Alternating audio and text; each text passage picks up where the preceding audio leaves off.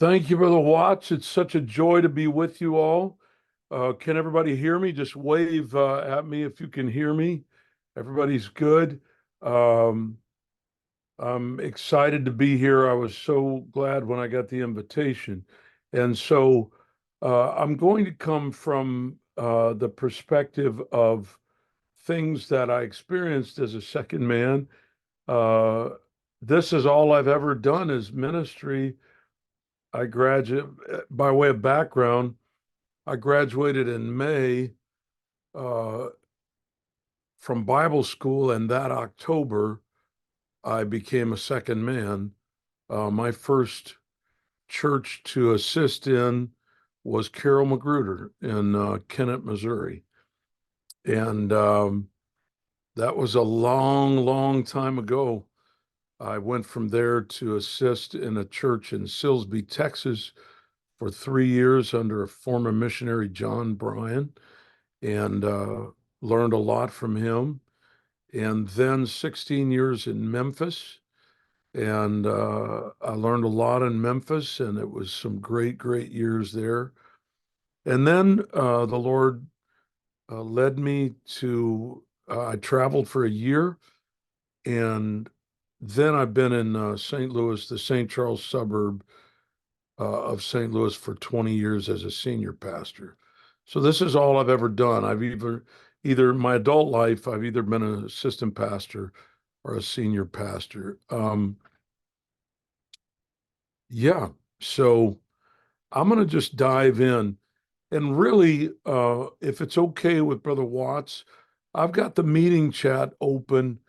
If for some reason you want, I know we're going to have question and answers at the end, but if you want me to elaborate on something, perhaps you can type it into the meeting chat.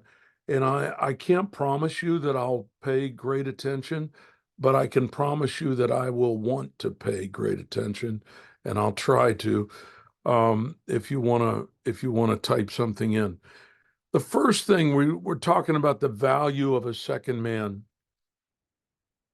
There's not a lot of material. I don't know. If you've got a great book on being a second man, send me the title. But I'm sure there's something out there. But I just wrote down things that I've experienced firsthand and things that I look for now. The first thing is a second man doubles the pastor's presence.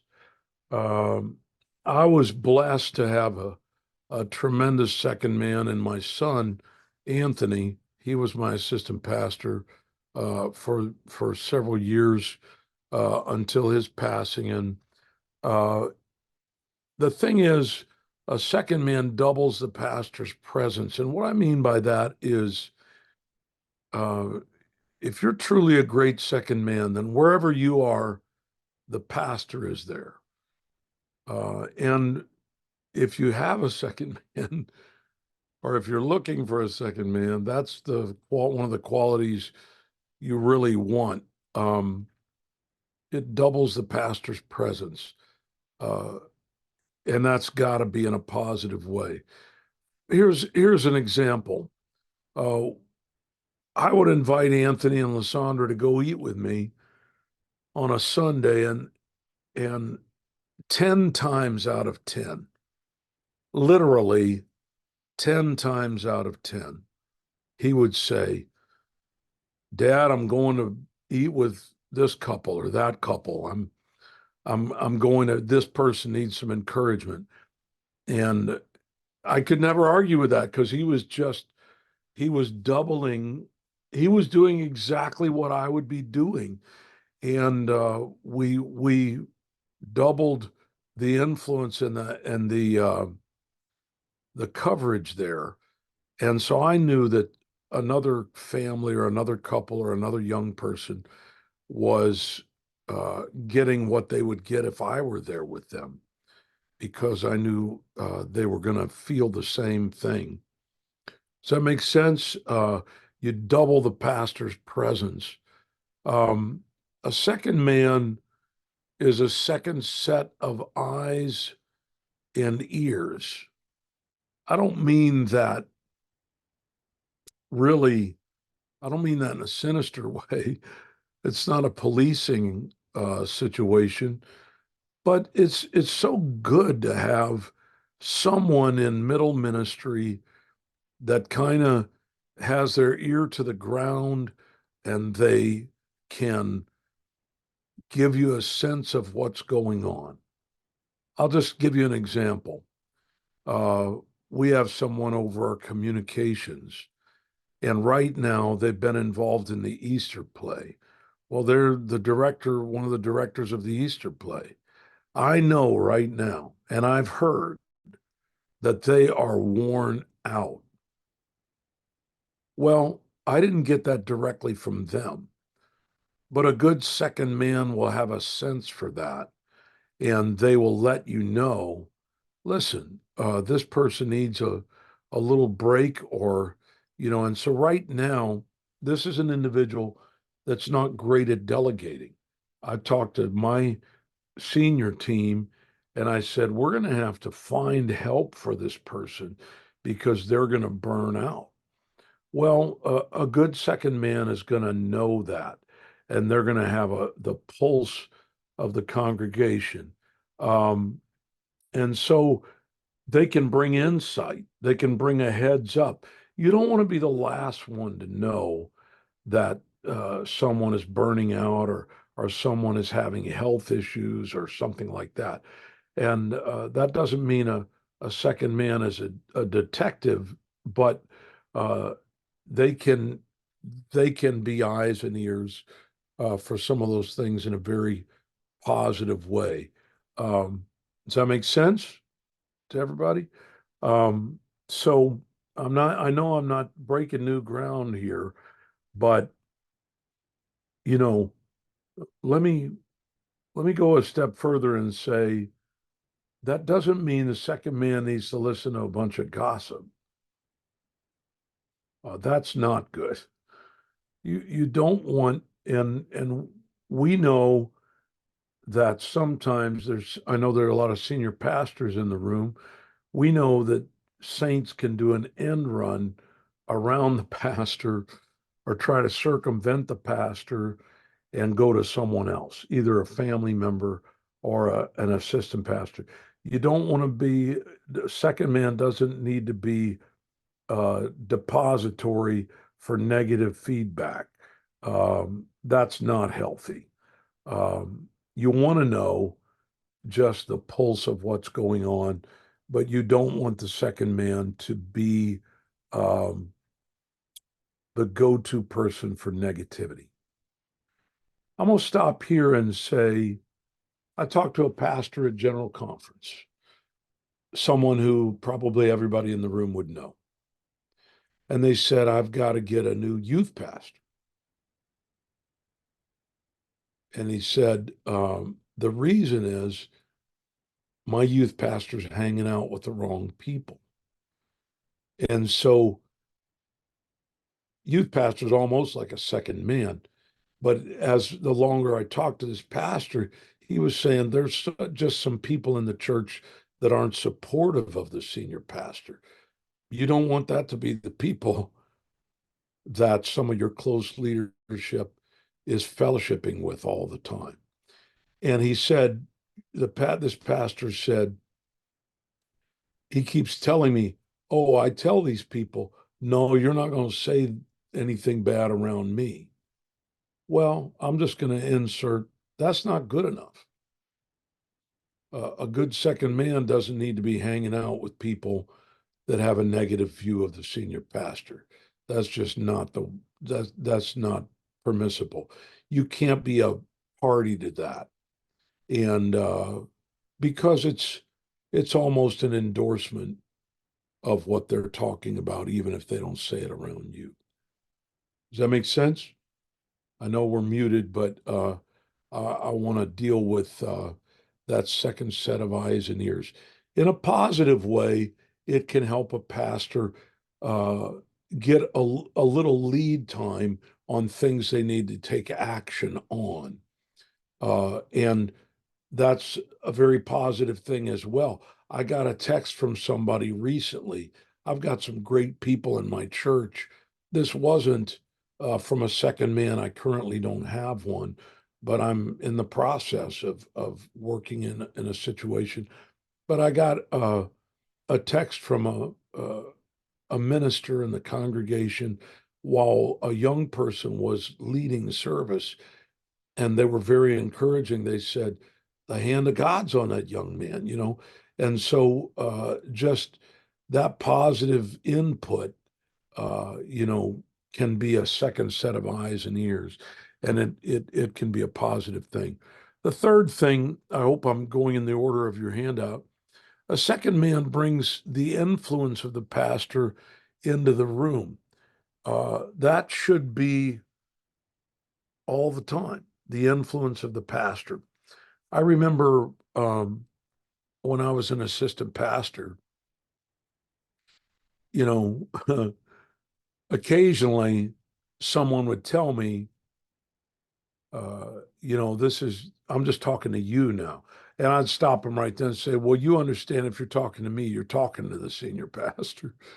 That's just the way it is, there's no secrets there, And so you bring the influence of that pastor into the room, and it turns the room positive.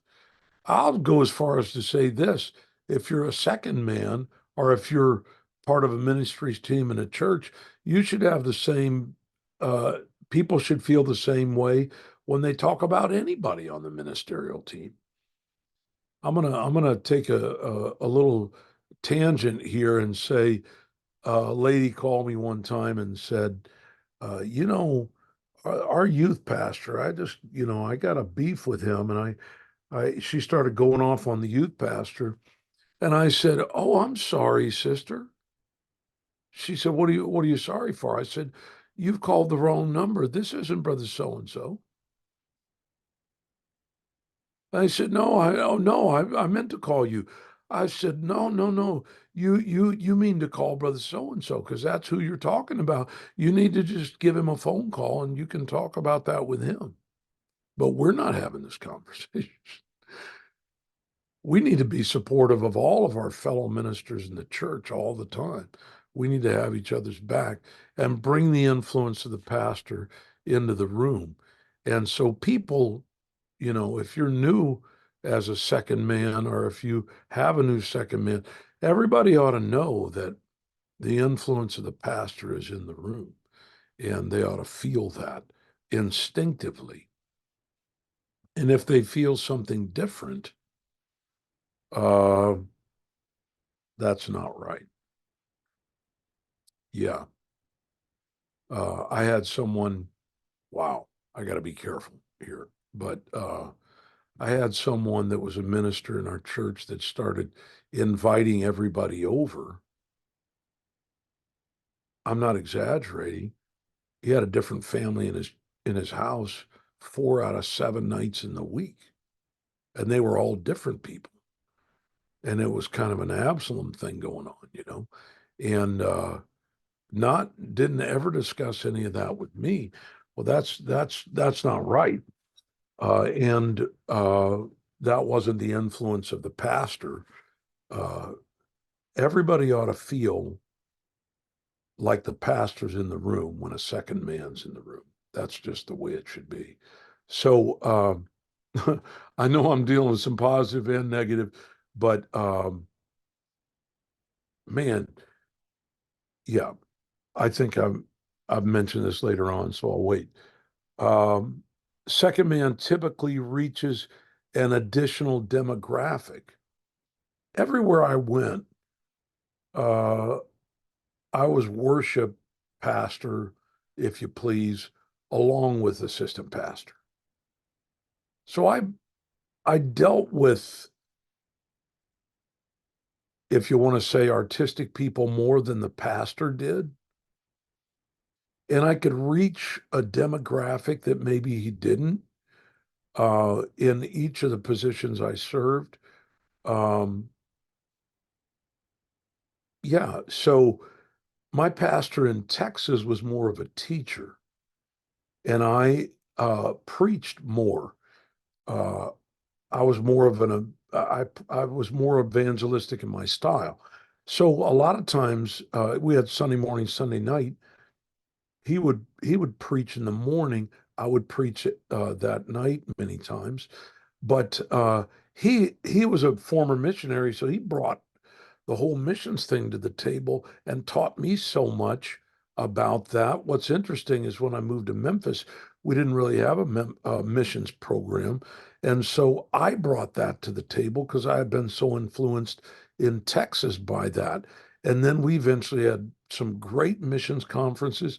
It not only went from there on the local level, but it went to a national level. I remember the year I wrote the song Beyond These Walls. It was for our missions conference. And they took that to the national level.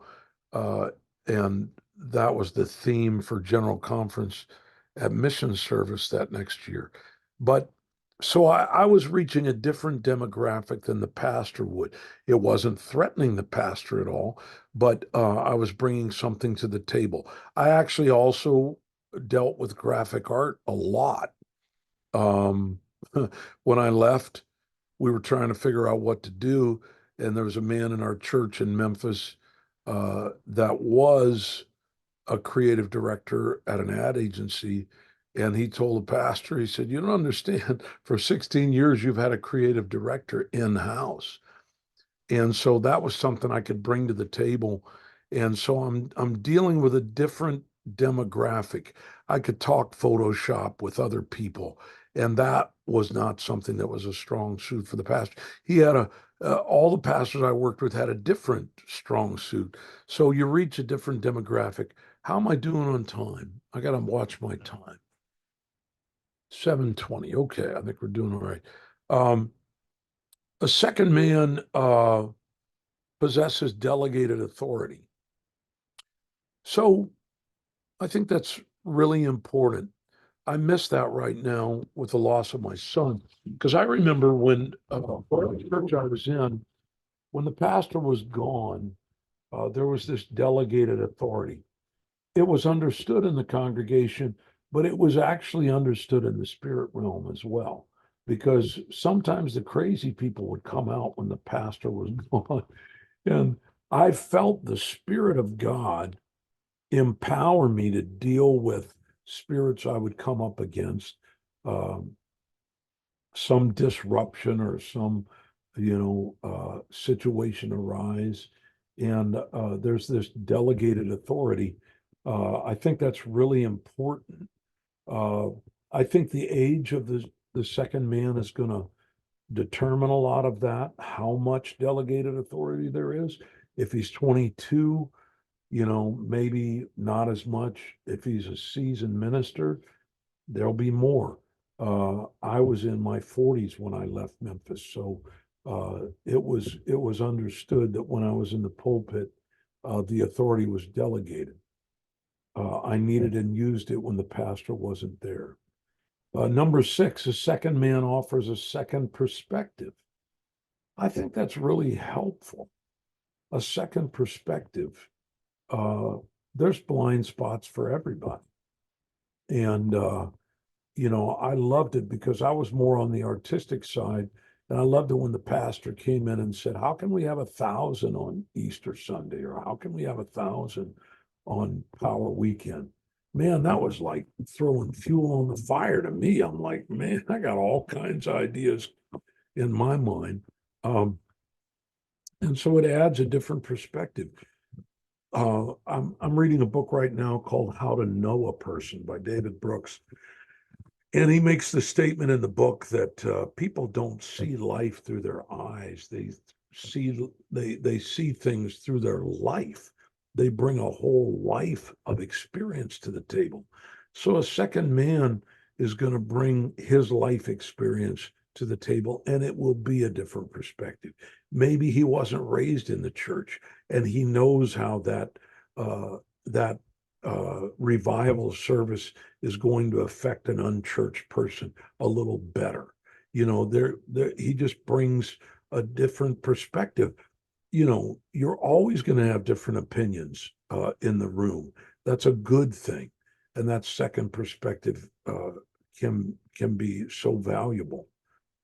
The personalities are different. Somebody's an introvert, somebody's an extrovert, somebody's more administratively gifted. I talked to Jody Wells about how I'm built, and he said, Tom, you're a good cop that needs to surround himself with bad cops.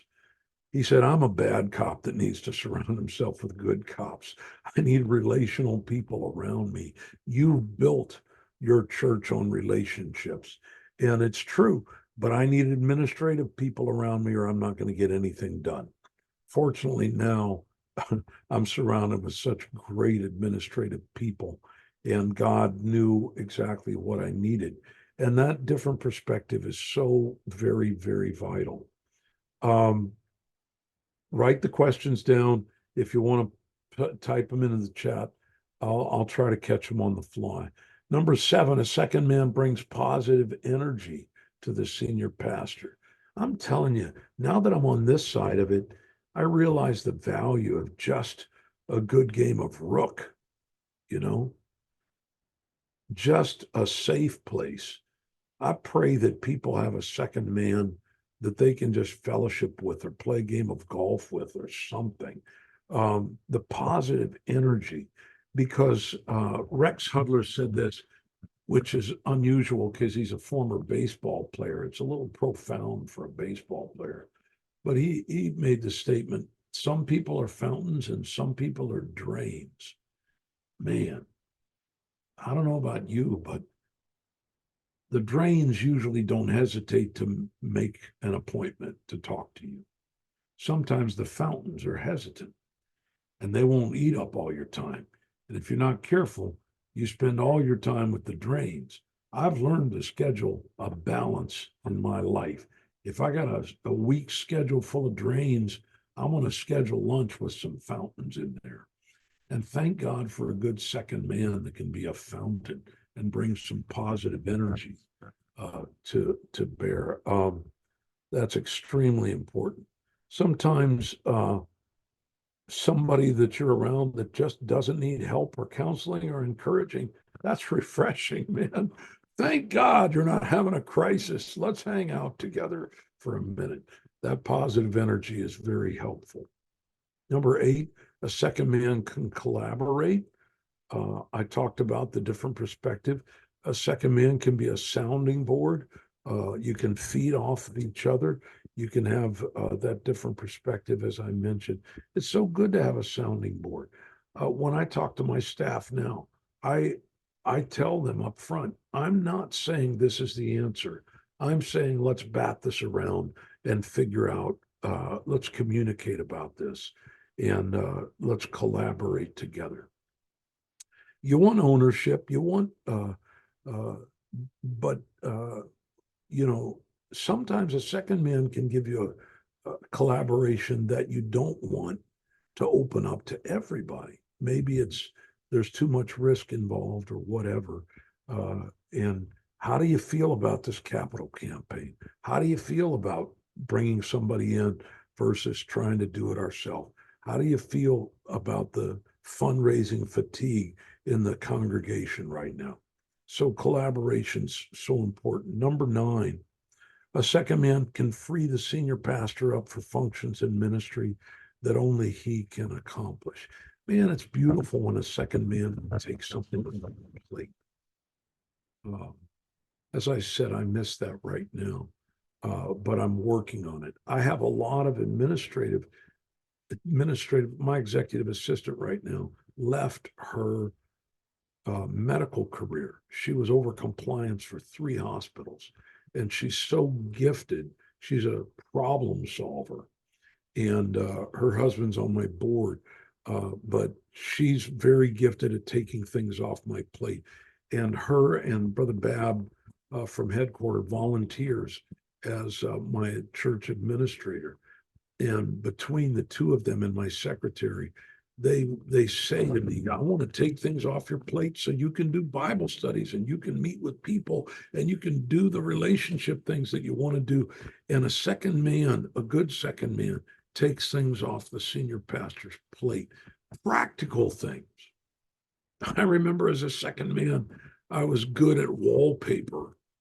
I haven't done it in years because it's fallen out of style a lot of times, but I could put up wallpaper and that freed up the pastor. I could run an errand for the pastor. I could pick somebody up from the airport. I could whatever, but it frees the pastor up to do what he needs to do. And so, whatever a second man can do to help that, to take a service, uh, to, to fill in any way they can. Number 10, a second man rides for the brand. This, I don't know if I say anything that's more important than this. You understand what I mean, riding for the brand. More than one vision is division, right? There's only one vision. And when the second man rides for that brand and that vision, man, everybody in our church knows our core values. I didn't mention this at the outset, but my undergrad was from Gateway College, now Urshan College. My master's degree is from UGST, which I really enjoyed the biblical studies, although my degree was in Christian ministry, which fortunately involves some counseling. But my doctor's degree is in leadership. And so culture and values is just bread and butter to me. So I drill culture and values into our church all the time. The last thing I want is a second man that's not in sync with the core values or the vision of the church, the mission of the church. So they have to embody that. Our core values is love, worship, reach, grow, ground. Every one of our people know that. But if the second man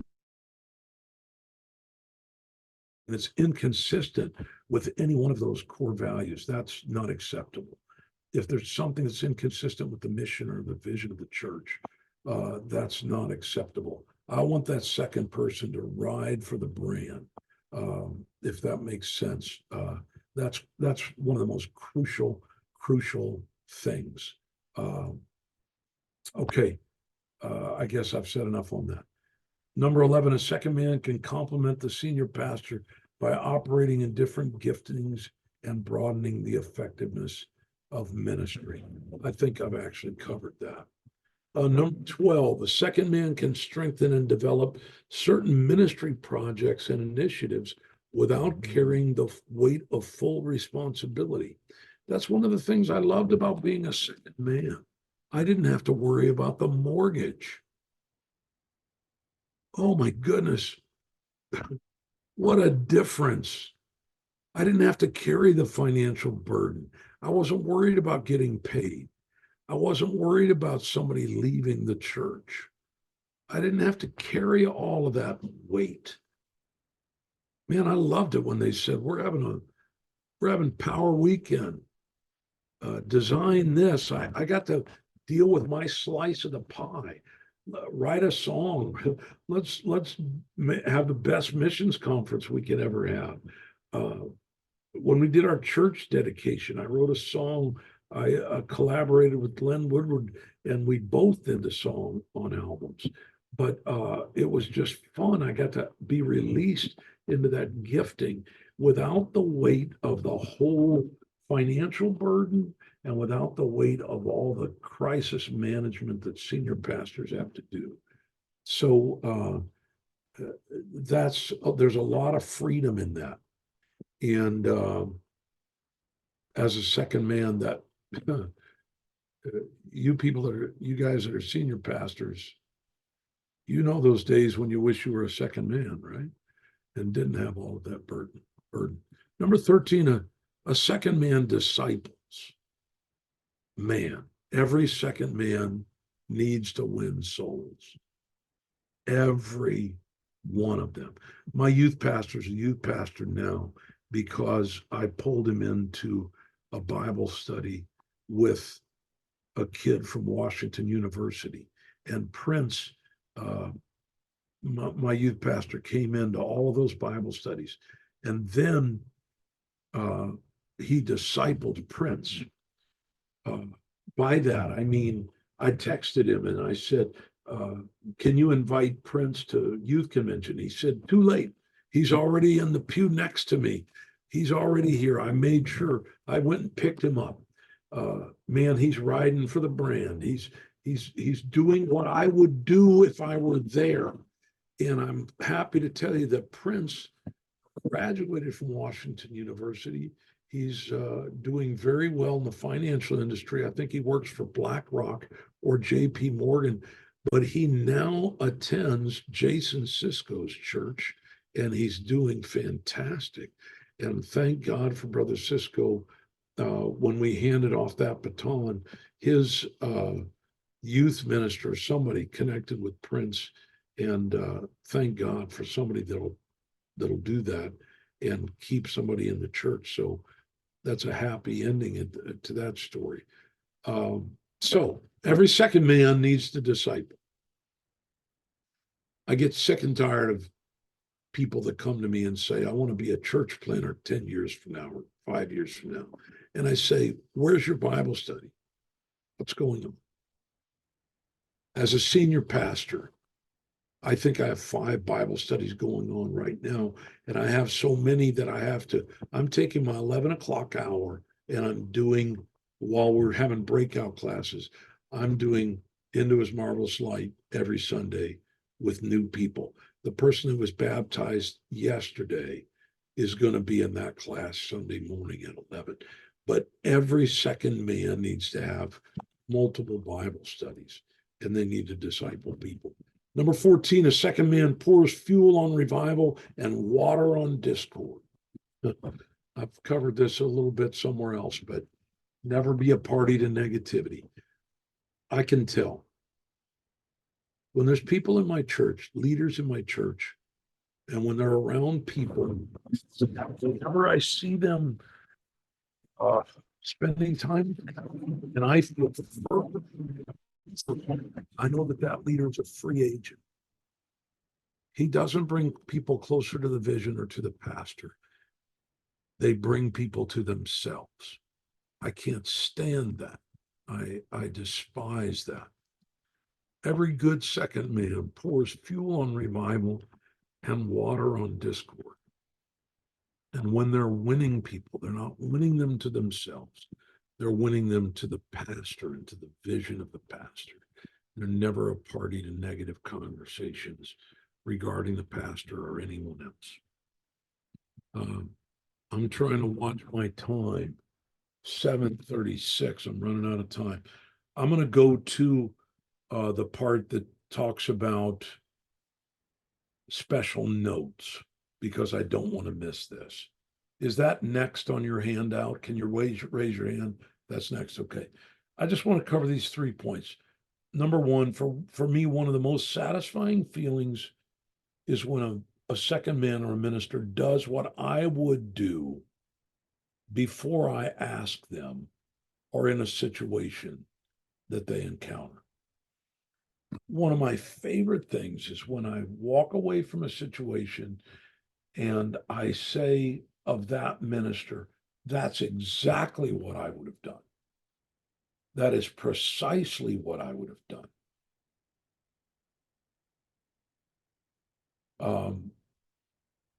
Well, here's an example of my executive assistant.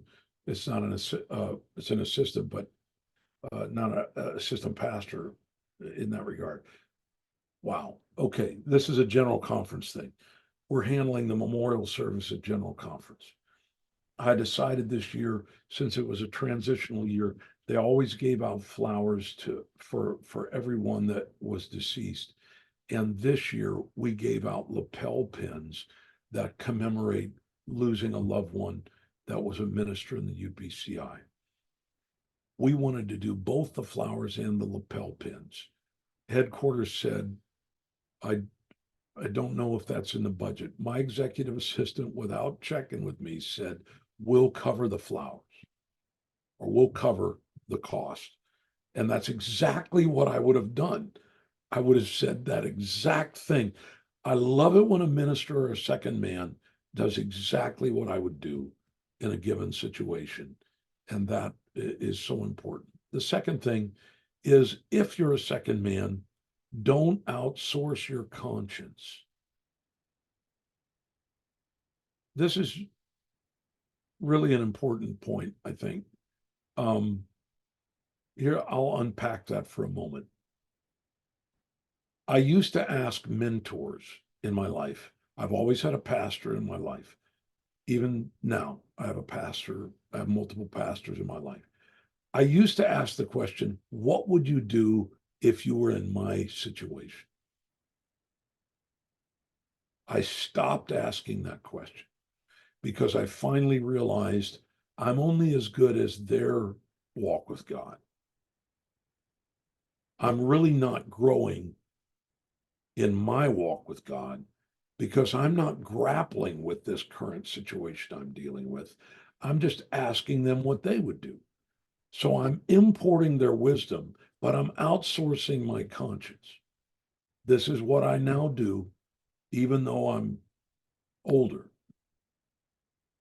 I look at the situation, I pray through the situation, I I work through it in my mind with logic and experience, and I prayerfully consider what I would do, and then I bring that to my senior leadership. So I think the best thing you can do as an as assistant pastor or second man is when you encounter situations, pray through it first and then bring that situation. I'm not saying go do it without checking with senior leadership, but bring that idea or that uh, solution to your pastor and check and see if you're on the right track. Does that make sense? Because in the process, you grow through those challenges. You don't just import the answer. Third thing on that list is, if you're a second man, work on the real you, not the image of who you are. I've wasted a lot of time trying to work on who people think I am instead of really working on who I am. There are times when, as a second man, the pastor was not going to use my idea. Instead of making waves for my idea, I put that in a file in my mind and in my notes, and I'm going to use that when I'm senior pastor. And I have done that. I have done that. But instead of working on what people think I am, I work on what I really am. And when you can't go forward, you can always go deeper. I'll say it again. When you can't go forward, you can always go deeper. If you're a second man and it's not time to be a senior pastor yet, and you say, the door's not open in front of me, man, I can always go deeper. I can always learn. I can always read. I can always pray. I can always fast. I can get a deeper walk with God. Um, I'm I'm to the 45-minute point, I believe. I'm close. How much time we got, Brother Watts?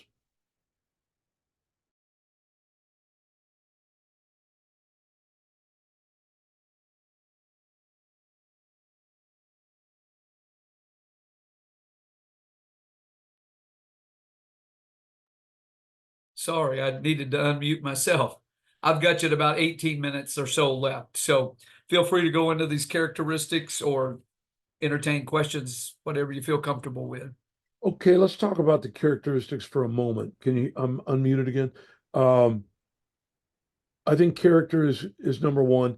Most of you have read the Bill Hybels book, Axioms. He talks about the three C's when you're looking for someone on staff, and I certainly you're looking for this in a second man if you're a senior pastor. Character, uh, competence, and chemistry. I talked to Daryl Johns about this recently. Uh, I don't know how many he has.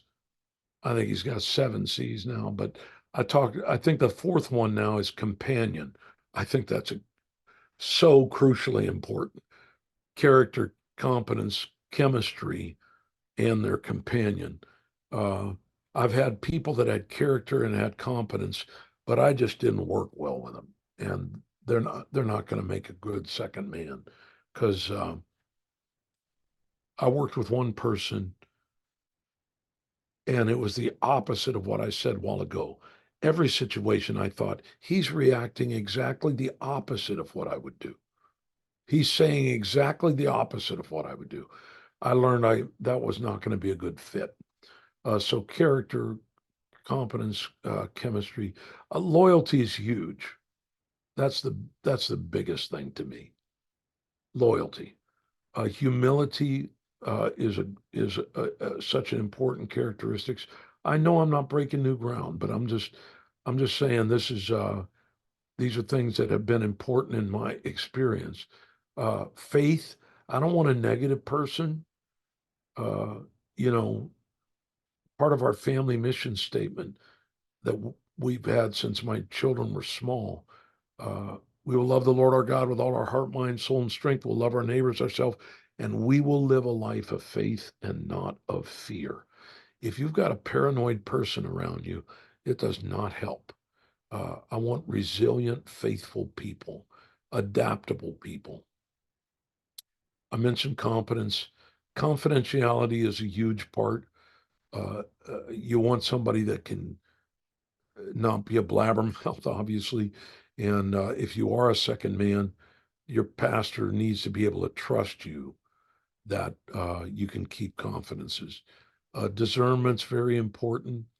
Uh, and I think people skills are really underrated. Man, uh, people skills. Wow.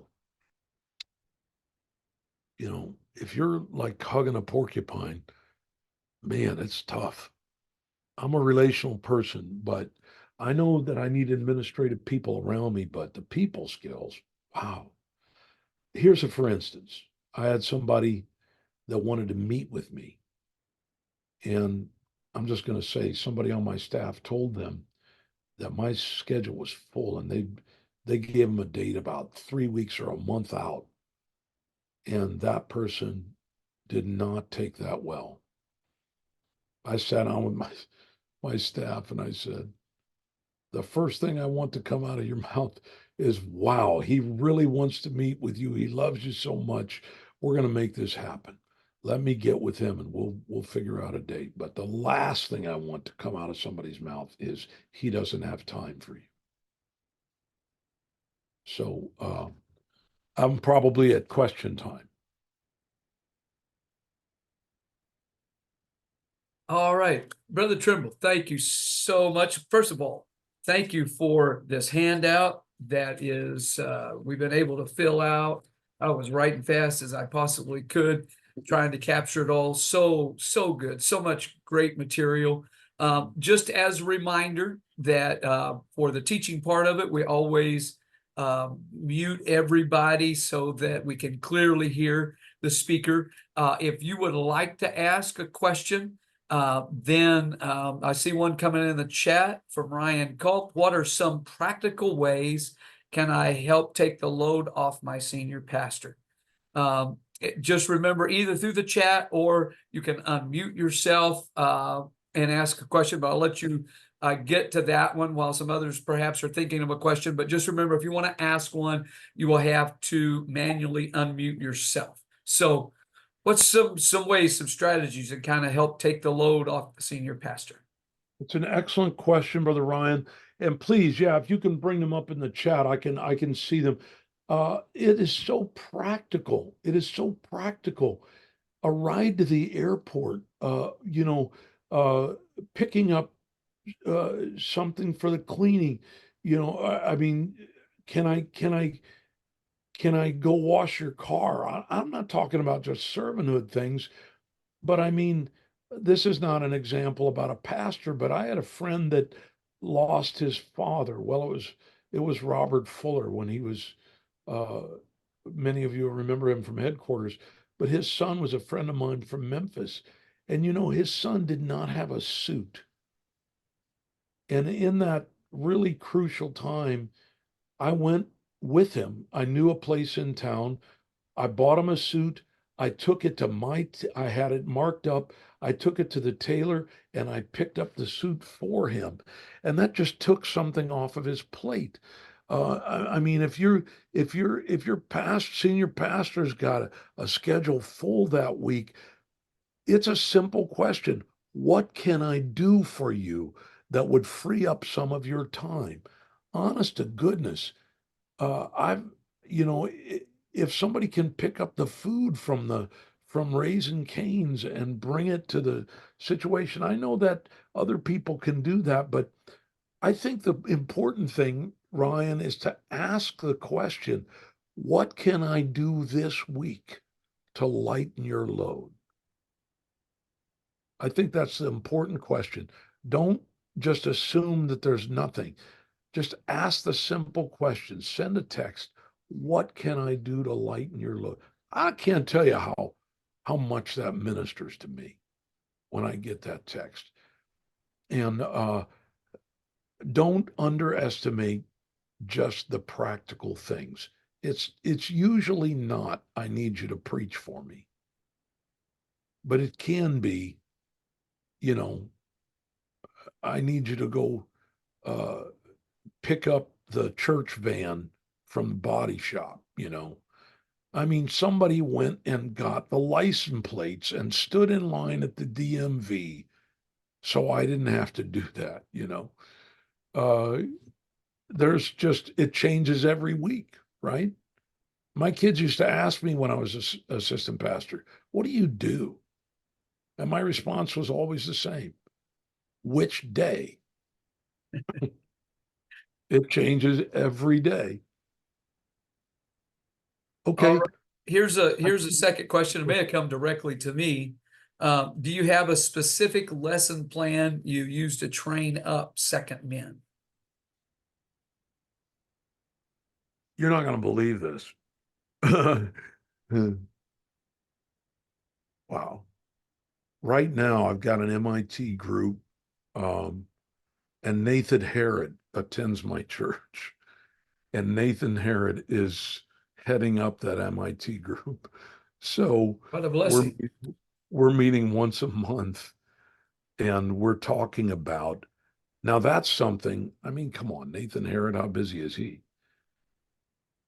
And he allows me to come into that setting and just talk about things like this, working in the altar, how when we talked about working in the altar, do I have a lesson plan? I've done a variety of things. I've read through books. A lot of them you will have heard of. Tale of Three Kings, Seven Habits of Highly Effective People. Um, uh, Man, one of my favorite books is The Answer to How is Yes. Not so much, it's just Peter Block, it's just a great book. There's a great book that Nathan Herod recommended, and it's called The Speed of Unity. That's a great book for second men, and you guys probably be familiar with a lot more than I am right now. Improving Your Serve, the old Chuck Swindoll book, really affected me. Um, yeah, what's the Gordon MacDonald book? Order in your private world. Ordering Your Private World. These are classics, man. Sometimes they're better than the stuff that comes out now because some of the stuff that comes out now are written by these mega church non-denom people that go from 0 to 3,000. We're not in an attraction model church. And so some of that does not translate. Uh, if I've, I don't know if I've answered that question. There's another one on the feed. Does that kind of answer the Yes, question a little bit? I think so. What practical tips do you have for someone serving in a second man role who is bivocational? It's an excellent question, Brother Josh, because I deal with a lot of that right now. I'm saying you have to be creative. as I said, Brother Bab volunteers at our church. He takes his lunch break from headquarters and has never missed a staff meeting. He's bivocational, but he makes it Tuesday at 11:30 and we go over it, and he actually tithes his time to the church, and there's nobody that works any harder. So bivocational, I think you have to protect your family. You keep a family night. We've always had Monday night as our family night. Senior pastor can help you in this area by not scheduling anything on Monday night. This comes straight out of Tim Massengale's Total Church Growth thing back in the day. Every job description said keep Monday night as family night. All the time I was in Memphis, that was that way. And I still do it. And I'm having this Zoom call on Monday night. But but after we still keep Monday night as a family night. I never let anybody schedule anything that any of our directors. And so we keep that time for our family. Keep family time. But I will also say, as a bivocational second man, involve your children in ministry and they can do it together with you. You're not ignoring them, you're involving them. So good. So come go with me. I'm telling you, I'm second generation into this. My son, who passed away next week, I'm taking him to preach Tennessee Men's Conference, and Kingston's going with me, and he's going to be involved in that. So I'm not leaving him out. I did that with his dad. I did that with his uncle. I did that with his aunt. I did it one at a time so they could get the experience of ministry together. So it doesn't mean that you don't spend time with them. I do think you have to be practical and know your bandwidth and have practical conversations with the senior pastor. And you can tell maybe some things you need to delegate, but be aware, be self aware. I would say be self aware and balance that out. Family and ministry. Your first mission field is your family. It's not the church, it's your family. So,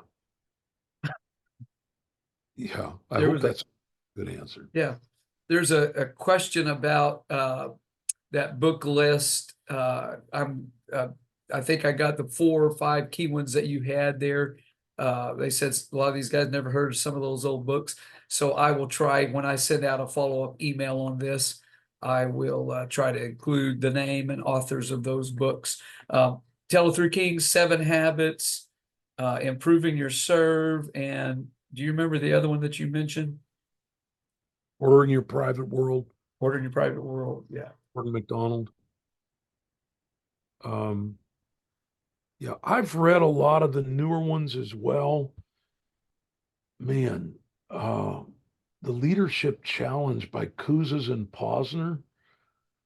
Man, it was a textbook in my doctoral program, but it is not academic reading.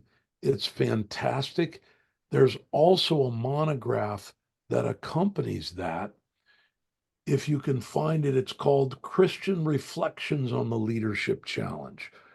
John Maxwell had enough clout to influence them. That's by Josie Bass. That, okay, that's one of the best leadership books I've ever read. But Oh, The Leadership Challenge by Kouzes and Posner. Oh, wow. Anthony liked Deep Work by Cal Newport. yeah. Um, yeah, Okay. Well, we could try to maybe have a bit of an offline conversation here because those are some awesome resources, and I'll try to make sure I got uh, all of them down. Anybody else with a question? Yes, Speed of Unity was another book mentioned. So, any other questions? We got just about 2 minutes left, and I want to be very respectful of Brother Trimble's time. Again, appreciate so much, huge amount of wisdom that he shared with us tonight. That is just so very, very helpful. Either unmute yourself or Can I say something else oh, that's absolutely. important? And this comes from leadership theory, but there are two ways to change your culture. Primarily two ways. You'll know this from just observation. One way is to remove the culture carriers. You see this in the corporate world all the time. There's a merging of companies, and they remove the culture carriers. They clean house. Everybody's got cardboard boxes, and they're out of there. That's hard to do in a church. The other way is an influx of new blood. So I think it's more practical in a church to constantly train and develop leaders as you go so that you have somebody that's 15 that's being an armor bearer or something else that's going to grow into a new position. You got somebody that's 20 that's developed further, and you got somebody that's 30, and you just keep developing. We did this in our worship department. We put somebody on second keys in their own headphones. They weren't in the house music. They learned how to accompany the worship team with no danger at all. They played along with the band, and they're the only ones that could hear themselves. But we need to give people, man, I'm getting on to a kick here right at the end. Uh, we need to develop people as we go. And there's the difference. If you want to continue your culture, then hire from within or promote from within. If you want to change the culture, then you need to bring someone from outside the culture. Okay. And that's crucially important. Um, I want to keep developing people as the culture grows because I'd rather them be familiar with who we are rather than try to bring somebody in. You hear stories all the time where somebody's imported and they don't fit the culture very well. Maybe they do for you. Maybe it's unavoidable. Maybe you need a culture change and you need somebody from outside. Yeah, well, so good again. And Brother Trimble, appreciate your time this evening. We will try to capture those things, put them in an email. Also, just as a reminder that we now have a place that all of our previous uh, North Carolina Ministry Momentum sessions are archived, and that link was in the email that was sent out. Probably within 3 or 4 days, we'll have this one archived and located there as well. And we'll send you an email when that is available also. But can we just give him a hand clap of appreciation here tonight? Let him know we certainly love and appreciate him. Thank him so much for all that he has shared with us tonight. Going to be a lot of stuff for us to chew on and be very thankful for. So, amen. God bless you. Let's continue to have revival. And we look forward to seeing you again next month. Brother Tim Gaddy will be with us, and he's going to be talking about the minister's physical and mental health. So it's going to be a great session. Amen. God bless you. Have a great night. Shout out to Harold Linder, who's listening but can't communicate, and all of our wonderful friends. Thank you, Brother Watts, for letting me be a part of this. I love y'all. All right. Amen. God bless.